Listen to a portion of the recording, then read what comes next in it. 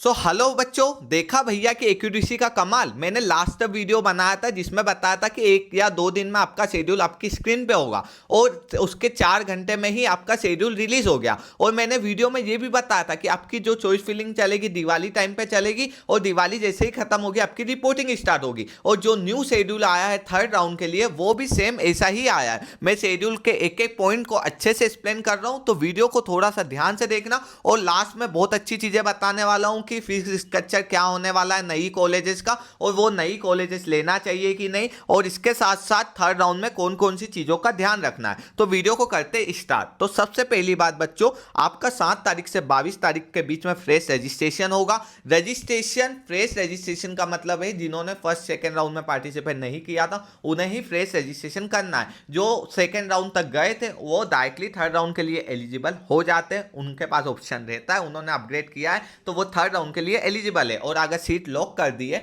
तो फिर कोई दिक्कत नहीं है, आप सीट लॉक कर दी है तो आप थर्ड राउंड के लिए नहीं जा सकते। फिर भी आपकी इच्छा है कि 50 सीटें भर चुकी हैं, हमें थर्ड राउंड में जाना है, तो आप कॉलेज में जाके इंफॉर्म करिए और आपके साइड के अपग्रेड पे क्लिक कर दिया होगा तो आप थर्ड राउंड के लिए एलिजिबल होंगे 101%। इसके बाद बात करते हैं कि edit option for upgradation at candidate का भी ऑप्शन आया, वो 13 से 22 तारीख एक सेम फेज में चलता है बच्चों। अब यहाँ पे एक चीज बता देता है जिसका बच्चे ध्यान नहीं देंगे कि कैंडिडेट जिन्होंने आप option for upgradation for mock-up round is does not lock, मतलब कि इसका मतलब ये है बच्चों कि अगर आपने लॉक नहीं किया इस बार, जैसे कि सेकेंड राउंड में आपको जो कॉलेज मिली है उसके बाद आपने थर्ड राउंड में पार्टिसिपेट किया और आपने सीट लॉक नहीं की, मतलब चॉइस फिलिंग जो की उसको लॉक नहीं करी, वो आप भूल गए, तो आपको जो सेकेंड राउंड में सीट अलॉट हुई थी वो सीट आपको मिल जाएगी। बाहर में गए आप, बाहर में गया आपका थर्ड राउंड। ये चीज यहाँ पे समझाई गई है जो बहुत इंपॉर्टेंट पॉइंट है। इसके बाद बात करें कि रिवाइज स्टेट मेरिट लिस्ट आएगी। रिवाइज इसलिए लिखा देता है कि इसमें वो बच्चे रहेंगे जो बच्चों थर्ड राउंड के लिए पार्टिसिपेट कर रहे हैं, बाकी के सब बच्चे बाहर हो जाएंगे।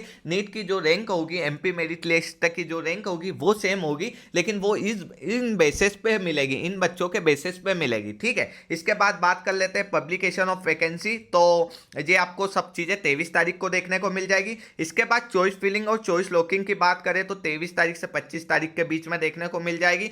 फ्रेश चॉइस फिलिंग सभी को करना है, जिन्होंने फर्स्ट में पार्टिसिपेट किया था, सेकेंड में किया था, कॉलेज मिल गई नहीं मिली, आप नए थर्ड राउंड में फ्रेश रजिस्ट्रेशन कर दो, कोई सेंस नहीं है, आपको फ्रेश चॉइस फिलिंग करनी पड़ेगी, ये सभी के लिए मस्ट है। इसके बाद आपको रिपोर्टिंग कर देनी है, कॉलेज मिलती है तो मेडिकल कॉलेज मिलती है तो 28 से लेकर 1 तारीख के बीच में, तो ध्यान रखना इस बार कर देना बच्चों, क्योंकि इस बार एक्सटेंड तो होगा 24 घंटे के लिए रिपोर्टिंग टाइम, लेकिन बच्चों पहले ही काउंसलिंग लेट हो चुके हैं। इसके बाद स्टे वैकेंसी पे वीडियो बनाऊंगा। अभी एक बात बता देता हूं, स्टे वैकेंसी के लिए वही बच्चे एलिजिबल है जिनको थर्ड राउंड में सीट नहीं मिलेगी, ये बात का ध्यान रखें। और एक स्टे वैकेंसी पर बहुत इंपॉर्टेंट वीडियोस बनाऊंगा, क्योंकि वहां पे एक ऐसा ऑप्शन होता है कि 10 नंबर कम होने पे भी तुम कॉलेज ले सकते हो, और वो ट्रिक मैं बताऊंगा, तुम्हें बहुत हेल्पफुल होगी। अगर तुम्हारे पास पैसे नहीं भी है ना, फिर भी अगर तुम ट्राई करोगे और तुम्हारा लक साथ दे दिया तो फिर तुमको उस राउंड में भी सीट मिल सकती है बच्चों। तो ये चैनल को सब्सक्राइब कर लेना। और एक इंपॉर्टेंट बात, गवर्नमेंट कॉलेज जो अब नई कॉलेज खुली है उसके लोग फीस स्ट्रक्चर मांग रहे हैं, तो कुछ भी चेंज नहीं होता।